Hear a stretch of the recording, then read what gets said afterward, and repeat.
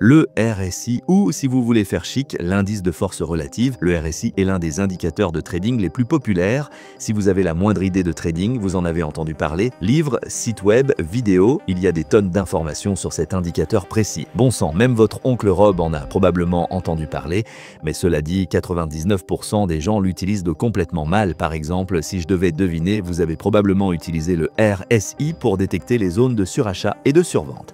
La ligne basse indiquant la survente et la ligne haute indiquant le surachat. Maintenant, si vous l'avez réellement utilisé ainsi, vous avez sans doute vite constaté que certes, ça marche parfois, mais la moitié du temps, ça ne fonctionne pas du tout très bien. Mais si je vous disais que c'est complètement la mauvaise façon d'utiliser cet indicateur, et si je vous disais aussi que les réglages par défaut du RSI que tout le monde utilise ne sont en fait pas les meilleurs réglages, eh bien je vais vous montrer comment utiliser vraiment cet indicateur correctement et je vous expliquerai aussi les réglages les plus optimaux pour lui. Tout ce qu'on veut, c'est que davantage d'entre vous s'abonnent à la chaîne. Apparemment, 34% des gens qui regardent ces vidéos ne sont pas abonnés. Peut-être qu'il y a un bug dans les compteurs. Quoi qu'il en soit, profitez-en pour vérifier que vous êtes abonné et activez la cloche de notification. Mettez aussi un like pendant que vous y êtes. Allons droit au but. Ok, donc l'indicateur RSI mesure la force. Après tout, il s'appelle l'indice de force relative. Cet indicateur est un oscillateur de momentum.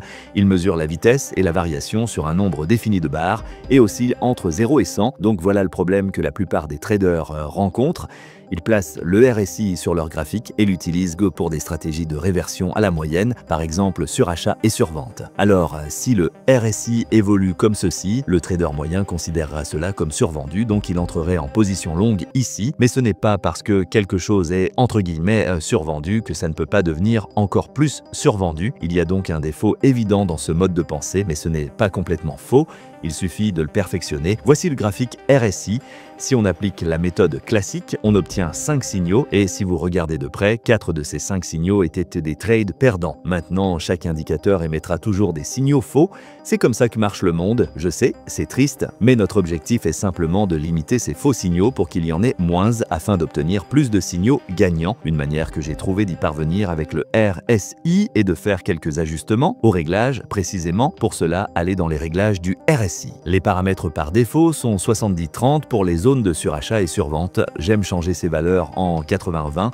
Cela va nous donner moins de signaux, mais les signaux restants seront plus forts et moins susceptibles d'être faux. L'étape suivante consiste à confirmer ces signaux avec plusieurs timeframes. Par exemple, ce graphique en H1 nous a donné 2 signaux. Nous allons donc aussi vérifier le RSI en daily pour voir les signaux à cette échelle. Comme vous le voyez, il y a 0 signal, donc nous n'entrerions aucun de ces trades car nous n'avons aucune confirmation sur la timeframe supérieure. Maintenant que nous avons créé un processus pour augmenter la qualité des signaux, comment utiliser cela pour dénicher de super trades?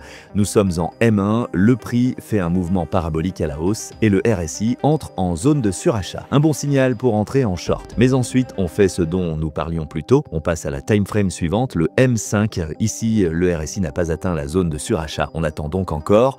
On retourne en M1, le prix fait un petit pullback et repart à la hausse. Heureusement qu'on a attendu pour le short. Le prix touche de nouveau la zone de surachat. On vérifie le M5. Cette fois, le RSI en zone de surachat en M5. C'est donc une bonne confirmation. Pour être sûr, on vérifie aussi le M15. Il est lui aussi en surachat. Autant de bons signaux pour entrer en short. Mais ce n'est pas parce que le RSI donne des signaux de short sur plusieurs timeframes qu'il est temps d'entrer tout de suite. Il nous faut encore plus de confirmations pour augmenter nos chances d'un trade de qualité. Une bonne façon de faire ça est d'ajouter une confirmation d'action de prix. Ici, le graphique réalise un double break de barre. 2 chandelles montrent de l'hésitation, puis le prix casse les plus bas de ces 2 chandelles vers le bas. Petite précision, je n'attends pas la clôture de la seconde bougie. Nous avons déjà la confirmation, il suffit que le prix casse les plus bas des 2 bougies. Dès que c'est fait, on entre immédiatement. Cerise sur le gâteau, au moment même où ce break se produit, le RSI revient en zone normale. Donc au lieu d'être en surachat, il est revenu au milieu, ce qui est aussi un signe baissier. Ce que j'aime faire, c'est placer mon stop loss juste au-dessus de cette barre. Maintenant, vous pouvez choisir votre take profit de plusieurs manières.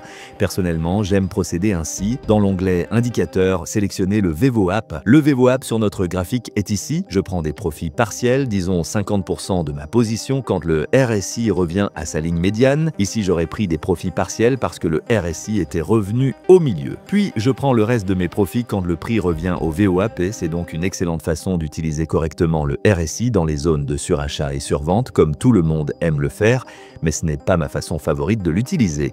Le RSI n'a en réalité pas été conçu pour détecter le surachat ou la survente de la manière courante. Il a été imaginé pour mesurer la force, comme son nom l'indique, Relative Strength Index. On peut donc l'utiliser pour repérer des pullbacks. Quand j'ai commencé à utiliser le RSI, j'ai remarqué que dans des tendances très fortes, le RSI restait simplement entre 50 et 80. Si le graphique était fort, le RSI évoluait dans ce quadrant supérieur et rebondissait entre la ligne médiane et la ligne haute. Même chose dans les tendances faibles, il restait dans le cadran inférieur. Pour que cette stratégie fonctionne, le graphique doit être en tendance. Si le graphique bouge latéralement comme ceci, cette stratégie ne fonctionnera pas. Il nous faut un graphique qui traîne comme ceci. Quand le prix monte, vérifiez que le RSI reste dans ce quadrant supérieur. Ensuite, attendez que le prix revienne vers cette ligne médiane du RSI. Quand c'est fait, on peut entrer en trade en s'attendant à un pullback et à un rebond sur cette ligne médiane. Comme vous le voyez, ça marche à merveille. Même chose pour shorter. Trouvez une forte tendance baissière et vérifiez que le RSI reste dans le cadran inférieur. Attendez que le RSI remonte vers la ligne médiane, entrez en trade en attendant un pullback et boum, vous avez un short magnifique. Tout comme pour l'autre stratégie, vous ne devez pas utiliser cette méthode seule. Ce que j'ai constaté, c'est que si vous ajoutez des signaux d'action de prix, ça fonctionne de façon phénoménale. Voilà, j'espère que vous en savez plus sur le RSI après avoir regardé cette vidéo. Ensuite, je vais vous montrer des stratégies d'action de prix que vous pouvez utiliser en complément de ces stratégies RSI. Si vous faites tout ce que je vais vous expliquer dans cette vidéo et que vous combinez ça avec ces stratégies RSI, vos profits de trading vont exploser. Merci d'avoir regardé et à la prochaine.